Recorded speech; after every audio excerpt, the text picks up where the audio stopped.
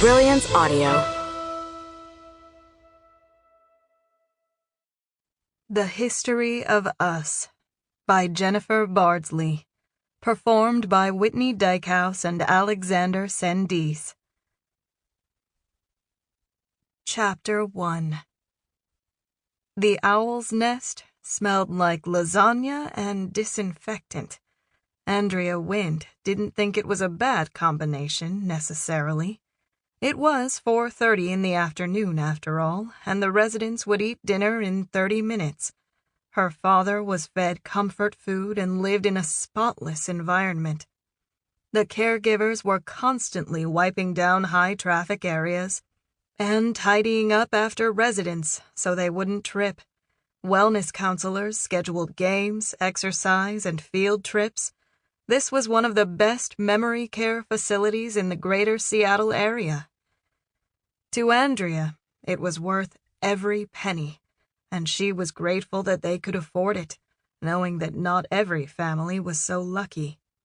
But she wished that her father could be anywhere but here, in a facility locked up tighter than Fort Knox, waiting for his body to fade away like his brain. For a while, Tom Wint's Alzheimer's had progressed slowly enough that she and her mom had been able to care for him at home, but those days were gone. "How was game time?" she asked him. They sat on a comfy couch by the window in the day room. An aquarium full of tropical fish hummed quietly next to them. "I saw on the schedule that you played chair volleyball this morning."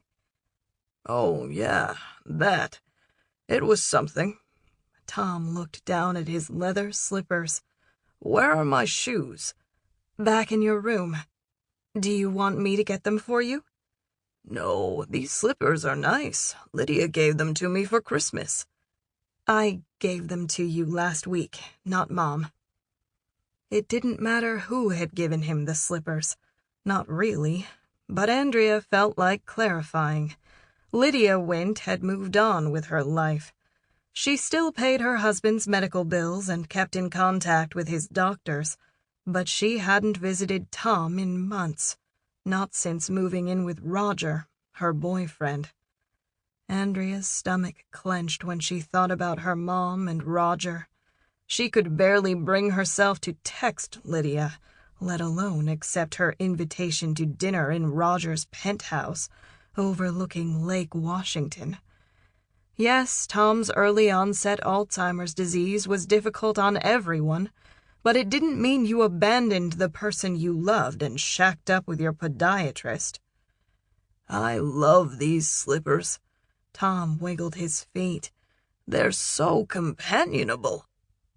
"I'm glad they're comfortable," Andrea replied, gently correcting his error. Sometimes she didn't bother and let the word goofs slip past her, like dandelion fluff on a summer breeze. But usually she did offer the correct word. Her father had once had a masterful vocabulary, and he would have wanted her to say something. At least, that was what Andrea thought he would have wanted. "Look at that!" She pointed at the heel of each slipper. "Your name is on those slippers, so you can always find them."